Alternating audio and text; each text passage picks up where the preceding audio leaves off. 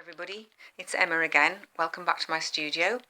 Those who don't know me, my name's Emma Wigington and I'm a textile artist, and I'm very blessed to work up here in Cumbria, where it's been a lovely sunny day so far, but I've been in here doing a little bit of work towards an exhibition which I hope is going to come off at some point. At least I get to play in here for this afternoon anyway, and I thought I would just show you another print technique that I've been using in my sketchbook this afternoon. So some of you might have seen, I posted a picture the other day, yesterday or the day before, of some really lovely seaweed and this little piece of rope that I found. These were all found on the beach. I can't remember exactly where now. So although it's not great to see this sort of stuff on the beach, at least it's on the beach and I can pick it up and take it away, so I'm unlittering the beach. And it does have a strange beauty. For me as a textile artist, I get quite excited about things like this. I love the colour and I love the texture, and I really like this for the little bubbly bits that you get with it, and the way it twists and turns, the way the light catches. So I've been playing with the sort of shapes there. First of all, I did a drawing of some shells, plus I'm trying to find my way into this project, so I do it by doing some drawings, doing some sketching, doing some playing in my sketchbook. So this is a little drawing I did, and there's the piece of seaweed, and this is just some shells that I was looking at the textures and lines and shapes on. Now I appreciate not everybody wants to draw. For some people drawing is quite a scary thing, but I've drawn since I was a little girl, so I absolutely love drawing. I find it very therapeutic.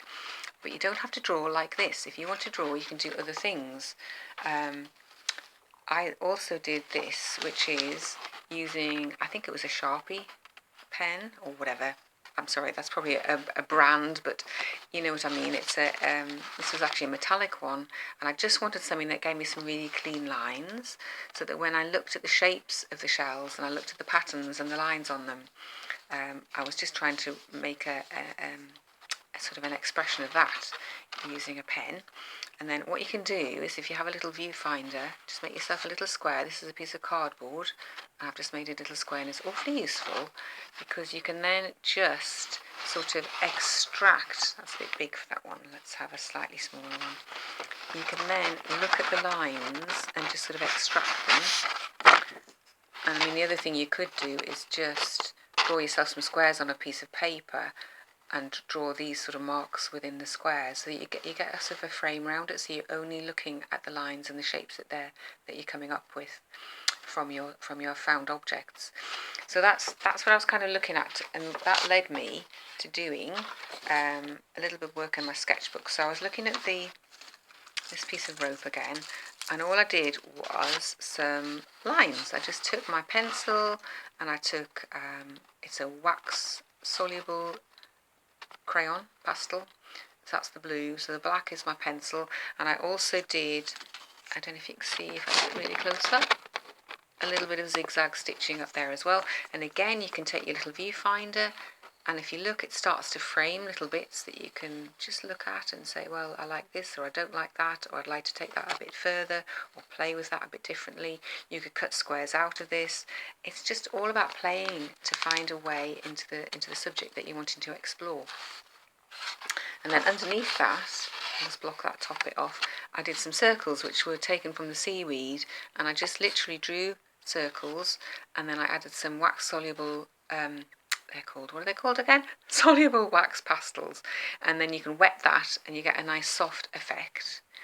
And then I was playing around with, again, the wax crayons, and I had some little bits of lace, which were quite stiff. I think I must have pre-painted these, and I damped them a little bit and used my soluble wax pastels again just to create the red onto there.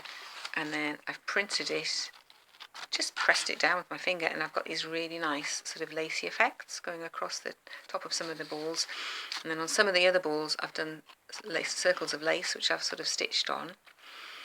So it's all sort of exploring things to go in my sketchbook. I've no idea quite where this project is going yet, but I'm just playing with some ideas until this sort of starts to bubble away and I start to get the fabrics out, and then we'll see where it goes from there.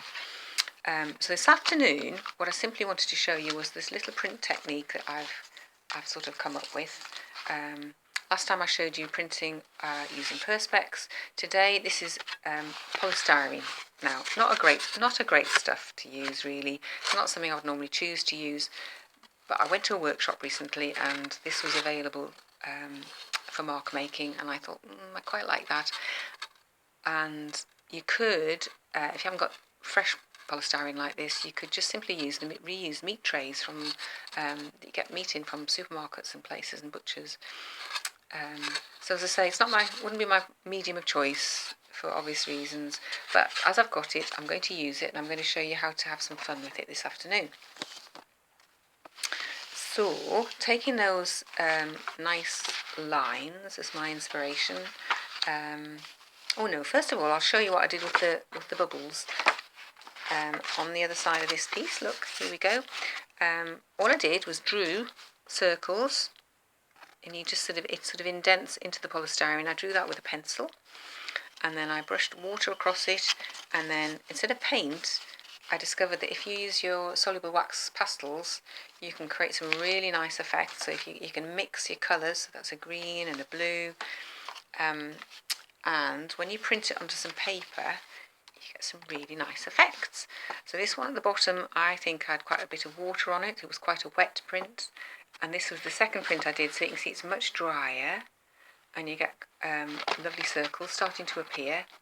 And in fact, they almost start to look like a sort of a chain mail effect, as though all the circles are disjoined, as though they're made of wire. So I rather like that. This one I printed onto a piece that was pre-printed with some grey paint, like I showed you the other day with my Perspex. So it's a much softer print. I didn't put as much colour on it, but I really like the textural quality of that. You're getting a nice feeling of say, if you were going to do fabrics, it's looking at how the fabrics could overlay each other and what the colours could come through. And I think on the back of one of these other ones somewhere, if I just find the right one. Oh yes, this one. This was another one. It's a similar one to the first one I showed you, but I got a better clarity with that one. It's got more colour. It's not quite as splodgy, and it's really quite effective. It'll make a nice backdrop to putting other things onto, or it's a bit of inspiration for moving it forward into, as I say, into fabrics themselves. So I'm going to show you exactly how I did it, but I'm going to do the lines as though I've taken it from the piece of rope. So I'm actually using a biro this afternoon, and I'm just going to make marks using the point of the biro. Just goes into the polystyrene. I made quite a few marks earlier because I thought otherwise I'll be sitting here just doing this, and it's not the most exciting of things to do, but it is quite therapeutic. It's quite relaxing, just poking a pen into some polystyrene. Makes a nice sound if nothing else. I've got a nice big brush here, so a little bit of water, you don't want too much water, because as I say, it makes a bit of a splodgy print if you put too much water on. And your first one, you kind of just have to experiment with. After you've done a few, you'll get your eye in and you'll know how much crayon to use, how much wet to use, what colours you'd like to mix up. So I'm just going to put the colour onto that now. Because the surface is already wet, these soluble crayons just go on very nicely. And I'm just going to do it quite randomly, because I'm not trying to control anything here. I'm just playing. I'm playing with colour. It's like being back at play school. It's really good fun. So here's a piece of paper that I prepared earlier, a piece of sketchbook. So I'm going to pop that down on there. That's what it looks like after I've coloured it all in. Pop that down on there. Now you can just use your hands, perfectly adequate. I've got a roller, which actually makes it just a little bit easier to do, and it has a lovely squeak. You really need to oil this roller. It's quite loud. So we'll just lift that off. There. Now that's quite obviously come out wetter than I thought it was going to. So I'm just going to see if it's worth actually.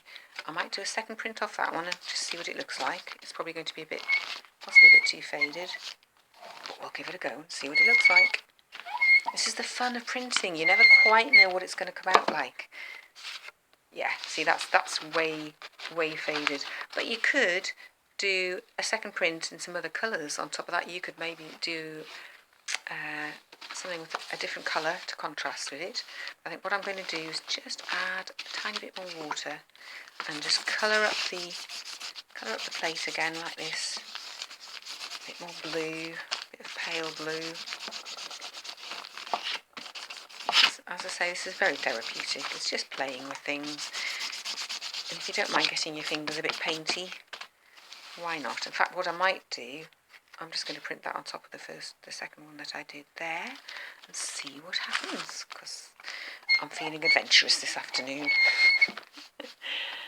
Just never know what's going to come out. So let's see what that does. It may be a complete mess. I think it's pretty much a bit of a mess, that one, but I don't know, it's got some things going on. I think what I'd do with that maybe is add some, when it's dry, overprint that with something else just to get some different lines on it. So as it happens, I do believe I've got one I printed earlier, so that's what it looks like when it dries. So that's like the soft wet print. It actually looks like grass, doesn't it? Look dissimilar to grass. And then this is a slightly drier one that I did after the first print. So you can see it's playing, it's taking ideas, putting them in a slightly different medium, seeing what comes out of it. Don't be precious with it, just enjoy it, have some fun, and I'm going to see where that takes me. Perhaps when I get into some fabric, maybe my next video might include some fabric, you never know.